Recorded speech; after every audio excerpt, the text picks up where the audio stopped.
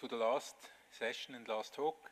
We have seen again in this conference that nanoscience, nanomedicine is not isolated technology, but it's in a larger context, that life is fundamentally nanostructured, that many of the things we have in our environment are natural nanostructured, and that we are trying to build on that recognition to build nanostructured systems, devices, medicines to improve the medicine of the future. Now we are very happy to have the President of the Swiss Science and Innovation Council and the Professor of Pharmaceutical Chemistry from the ETH Zürich, Professor Gerd here to teach us about the context of nanomedicine, disease and precision medicine. The title of his talk is The Bridge Between Systems and Local Complexity. Switzerland as a pace setter towards nanomedicine and personalized medicine. And he currently holds the seat for pharmaceutical chemistry at ETH Zurich. And you remember that at ETH Zurich was the origin of the first concept of polymer nanoparticles as drug delivery devices. So we're looking forward to your talk. Thank you very much for inviting me. Good evening, ladies and gentlemen. Last chance now to leave the room. Okay, you stayed. Thank you very much. I met Peter Speiser when I started at the ETH, so 26 years ago, something like that, and I think I also met you, Patrick. So again, thank you very much for giving me the opportunity to have this very honorable and final talk of these interesting days. I was so fascinated from today's lectures, spreading this width and richness of your research. So I'm fully convinced that the bridge that I'm talking about here and will never mention again during my talk is nanomedicine. So then you could say everything is fine. Nanomedicine is the bridging tool that we have in between sciences. But let me start with the question mark over here, because this was a little bit of debate in the when I committed myself to give the lecture in the telephone call between Gerd and me. So should the question mark exist or not? Yeah. Well, we heard already about all these nice ranking and ratings of in the literature and how important this economization, I would say, economization of sciences has become, and that publishing is the tool to self-justification, to quote my predecessor. And now, what about the pacemaker? You see, where is Switzerland?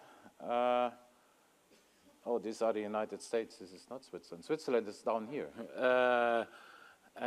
I think we are not used to this position, aren't we? We are always thinking about we are the best, we are the nicest, the most colorful cows and the best cheese, and so on and so on. So we are not used to this position. So why is it that this is not in the first place? So maybe that we do not name it nanomedicine or nanotechnology, maybe that it is in a different area of research. And that is where I would come to what I would like you to consider as my wishes. So I express some wishes to this bridging research that you have demonstrated here. And one of the wishes is to think about what the nanoscale is. To whom I'm talking. This is the nano field, and the important borderline here, considering the fact that with the increasing sizes, the increasing scale, we have different properties, and the properties are not continuous. The borderline here is what you would call the Planck or the Heisenberg border. So when quantum mechanics becomes important, and when you have these nice decoherence problems, that you can kill all the quantum chemical effects, at least on a first glimpse. Is this important? Well, we had quite a lot of design, and here I want to introduce another dichotomy that has to be observed in the whole field, and this is the dichotomy between science and engineering. If you want to do science, your most important job is to kill or to try to kill all the existing hypotheses. if you do engineering, you better wouldn't do that. Otherwise, you would not produce stable results. If you do now bridging the gap or bridging the fields, science and engineering at the borderline of where you have two completely different worlds, a stochastic world like quantum mechanics and kind of a solid world, non-stochastic world, causality-driven world as the engineering field, then you have a really pretty hard job to follow. That's the bridging job.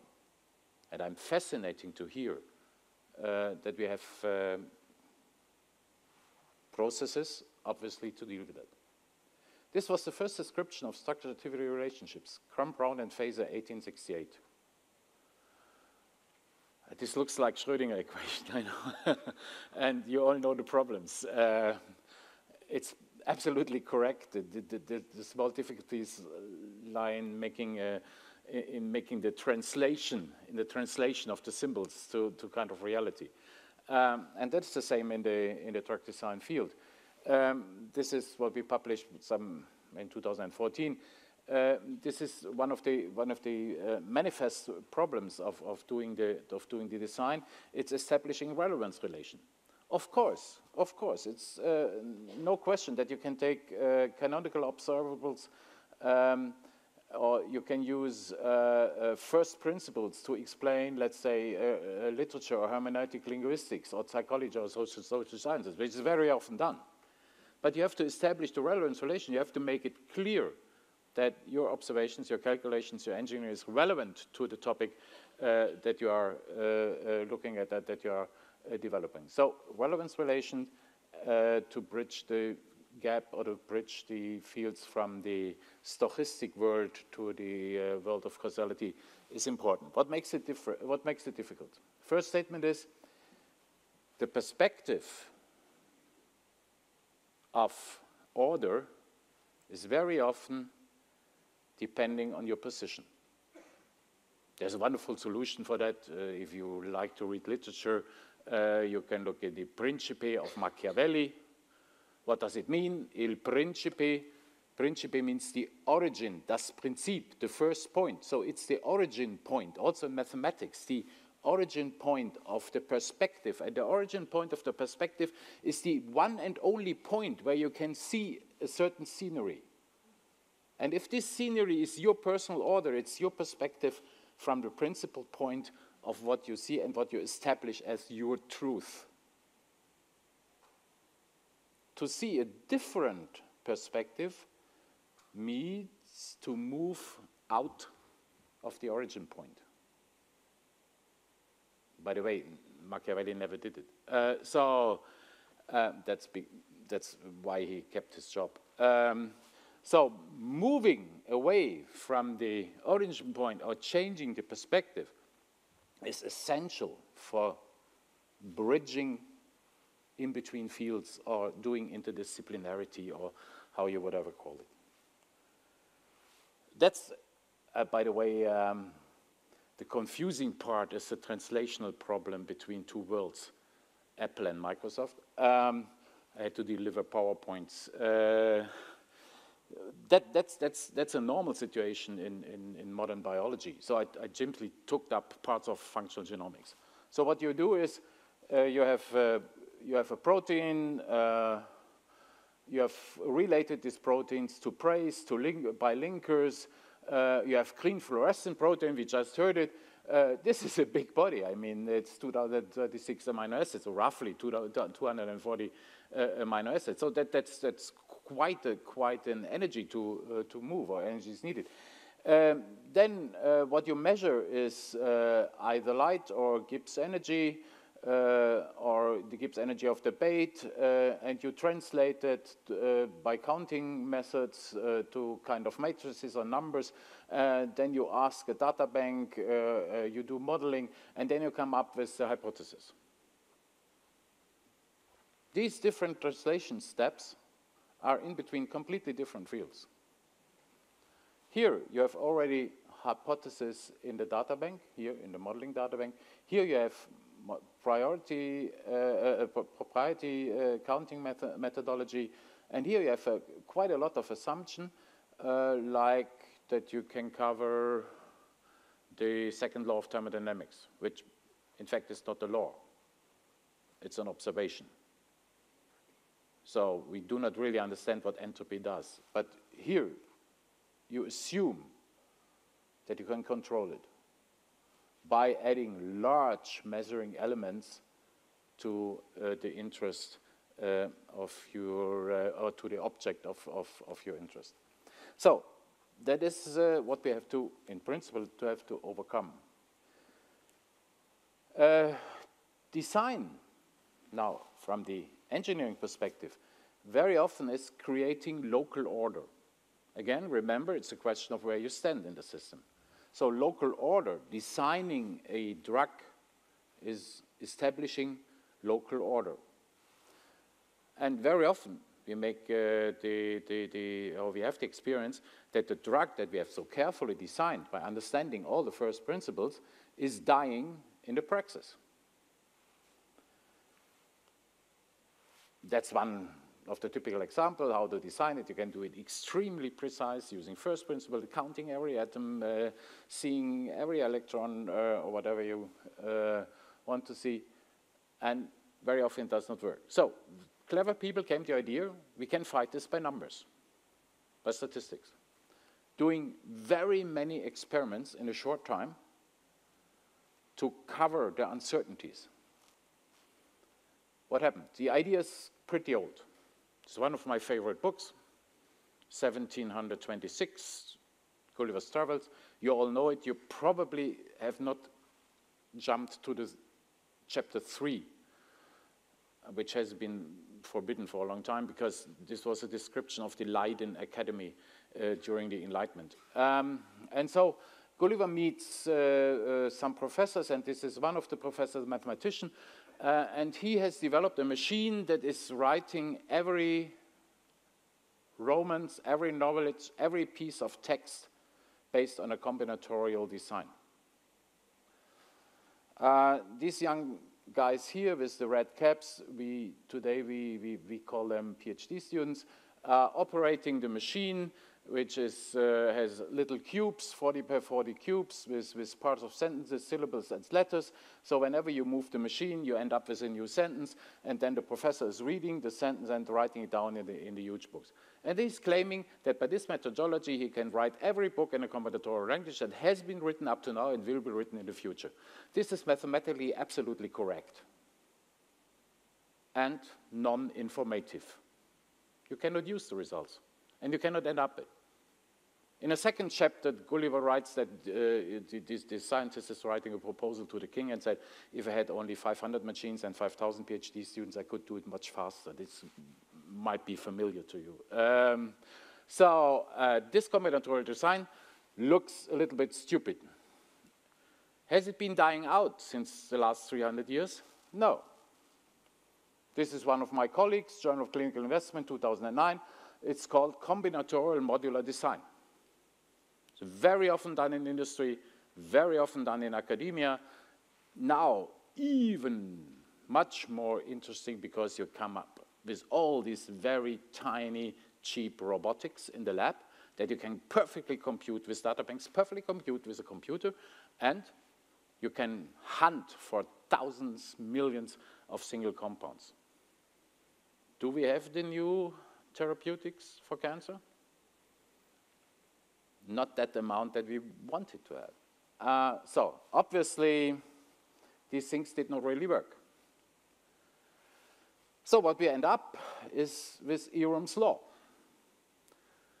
Ehrum's law is the inversion of Moore's law. Moore's law was always the object of your interest get cheaper and better. Here, at least, it gets more expensive.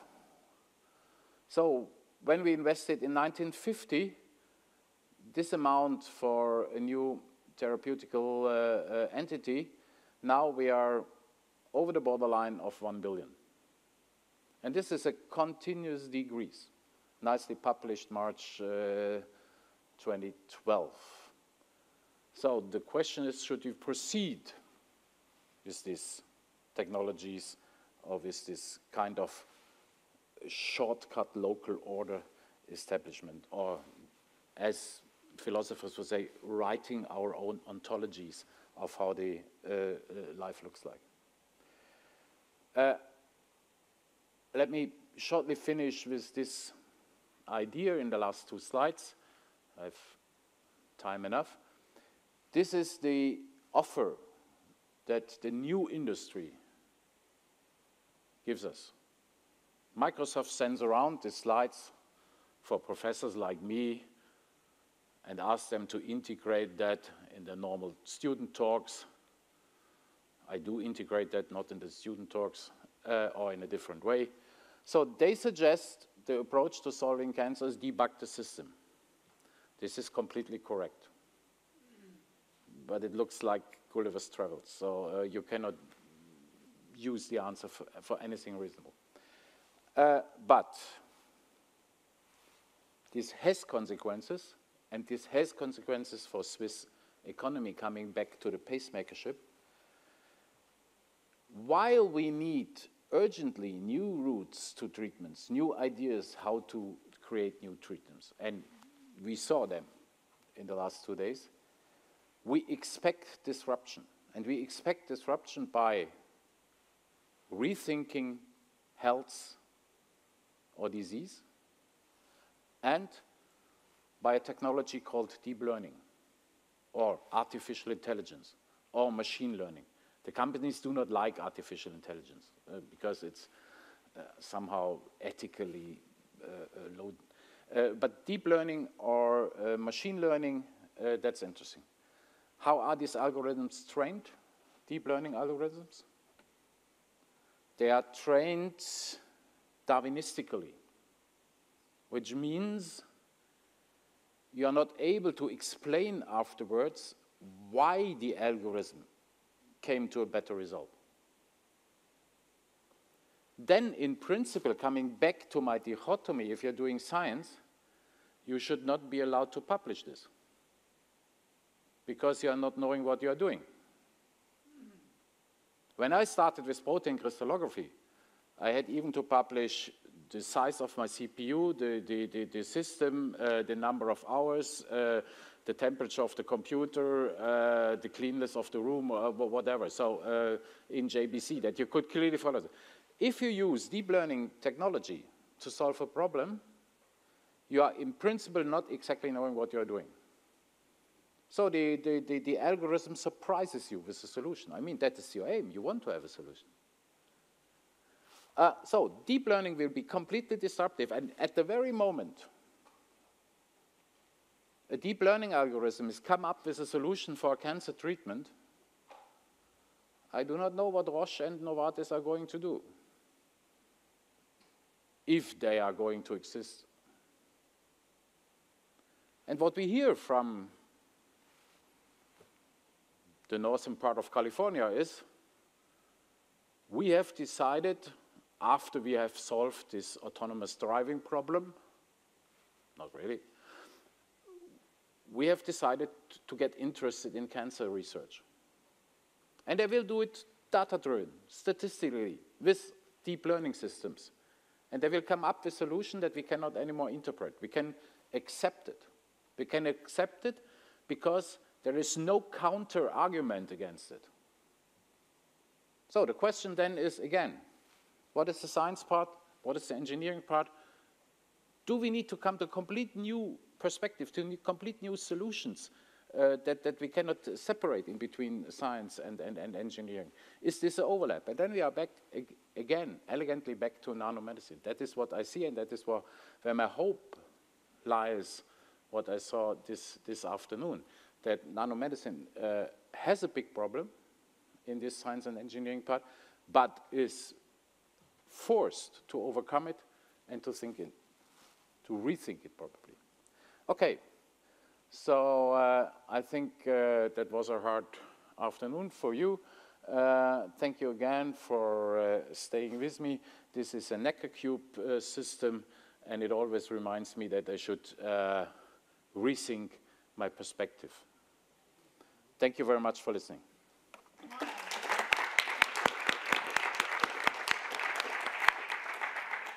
Thank you very much for this new suggestion to use the comprehensive approach in knowledge using the most state-of-the-art computing machines we have. We also have some people from California here who use data-driven approaches to study biology. I don't know, André Nel, if you would like to comment about the fact that you are asked to do what you have already done in part. Do you agree to the visions of Swiss pharmaceutical, of a Swiss pharmaceutical perspective from your standpoint of a... Well, I think that the answer is that we don't have the answers to, you know, a lot of the things that we are looking for, and that we have to continue to question the systems that we work with. So if, from the perspective that I have come from, is we were thrown in 12 years ago with the question is, you know, you have a whole new technology emerging, and like for every new emerging technology, is this going to be safe? And how are you going to do it? And so the only approach that we could think of at that moment in time is to say, well, listen, so if this is going to emerge and is going to emerge in all the different complexities, is it possible to pre-assemble some of this complexity and then try to find rules to study it? And so that can only be done then in a data-driven fashion. If you look at the complexity that have emerged, I do think that we got some good answers back, but I also think that we learned a lot more complexity that needs to be solved. My own view, as we stand here and we ask these questions about, is nanomedicine an alone-standing field that have brought a new revolution?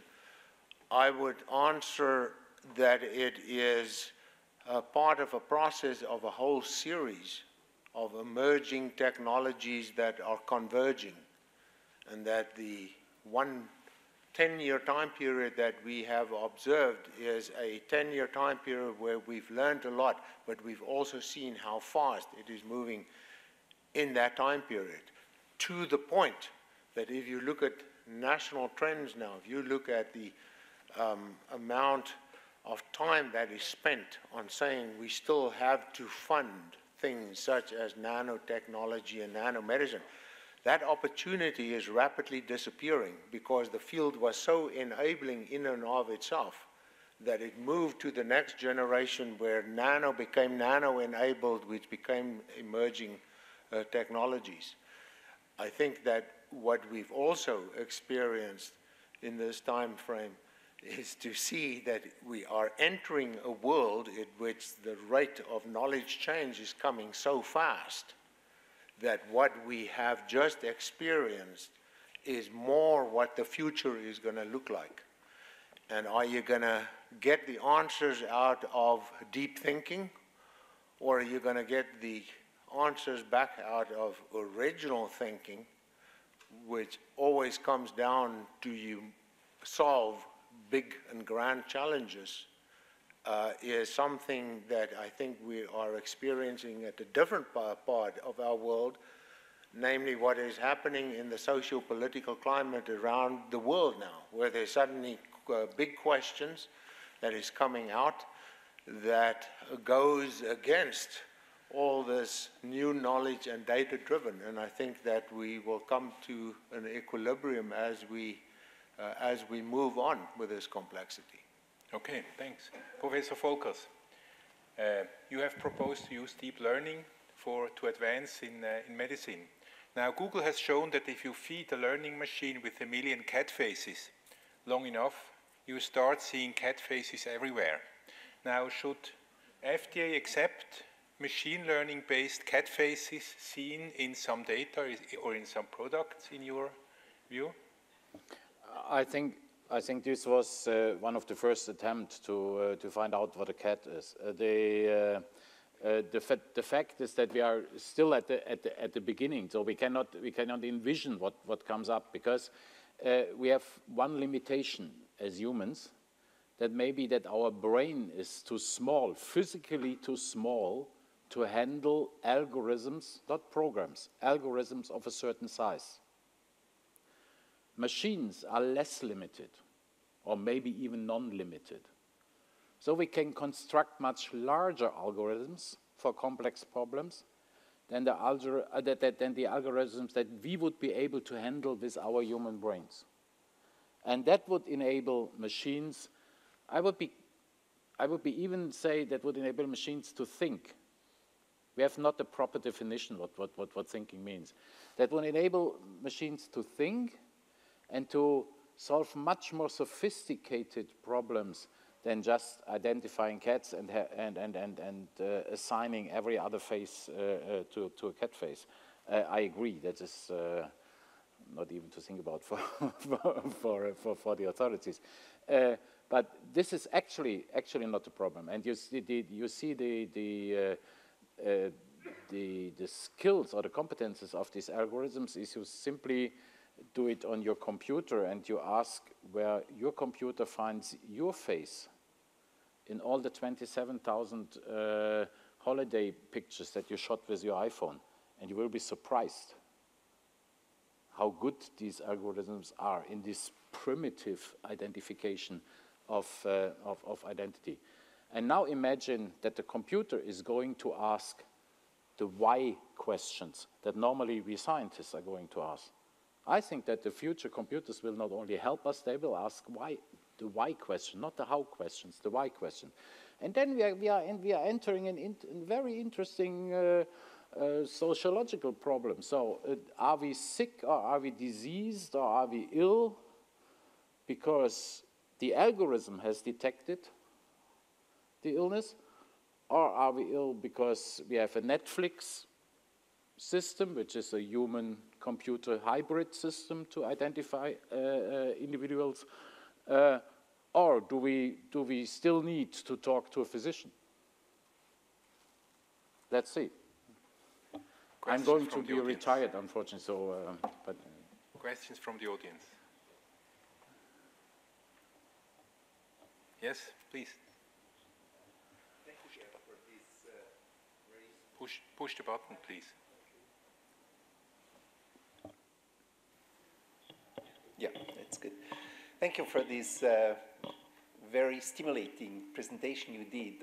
For me, a question. As you said, the data-driven and probably as well, in a way, the science-driven aspect is still one of the pillars to go ahead to find new things.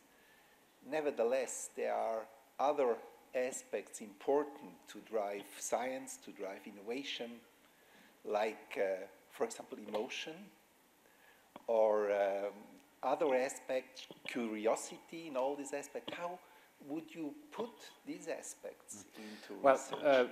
Yeah, thank you for pointing to this important difference. If I talk about innovation, that's my perspective. If I talk about innovation, then I mean things that come to the market and get an interest of the market. That's an innovation. So when I hear all about this innovation initiatives, I mean, this is ridiculous. You cannot get 38 people into one lab, say it's interdisciplinary, and now please do innovation. What you can do is you can create accelerators. And what I mean is you have all these fantastic infrastructure to measure, let's say, proteins or ligands that add to proteins by this plasmon resonance technology. When was the first paper on plasmon resonance technology? 1902. So it took them 100 years to make it happen as a machine. That's when I talk about acceleration. So what you're creating is not an innovation park to find new innovation. Every basic research result will eventually come into praxis. You're talking about acceleration, so accelerators. So that can be engineering business. On the other hand, of course, curiosity is one of the most interesting origins of science and engineering. Why one person sees things that other persons have seen 1,000 times, 10,000 times, 1,000,000 times, but never recognized as to be important.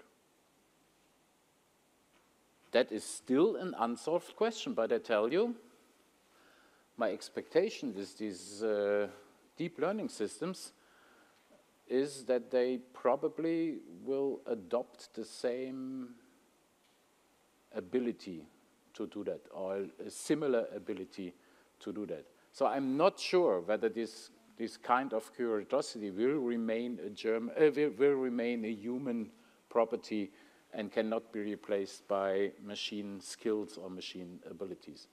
Also, it is probably the most important thing that you have in science and engineering. Not only for science, the same is true for engineers.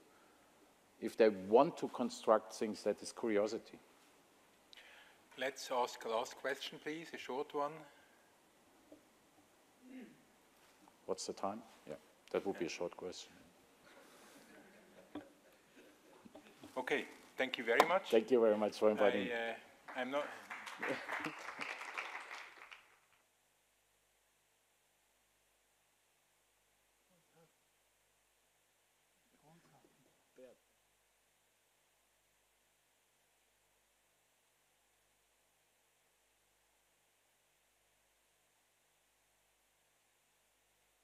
We speak both at once. Yeah. Okay, I leave the closing word to him. I just say tentatively, the next summit is from September 3 to September 7 in Basel, 2018. And now you close. And the summer school. The summer school, don't forget the summer school. The 29th of September, we will all be at the summer school in Barcelona. And go to the beach also. And I wanted to thank you, because we have now, I was looking at nanomedicine since the late 90s, and I remember doing a literature search in 1999 about applications of nanoscience in medicine, and it was all science fiction. All science fiction. And we have seen within a decade, a lot of this science fiction has translated into experimental research. And now we are seeing that a lot, or a part of this experimental research turns into clinical trials and useful applications and new visions and new science fiction. But nevertheless, that's your work, your field where you're working on. And we thank you for doing this work, and I think it has a great perspective and a great future.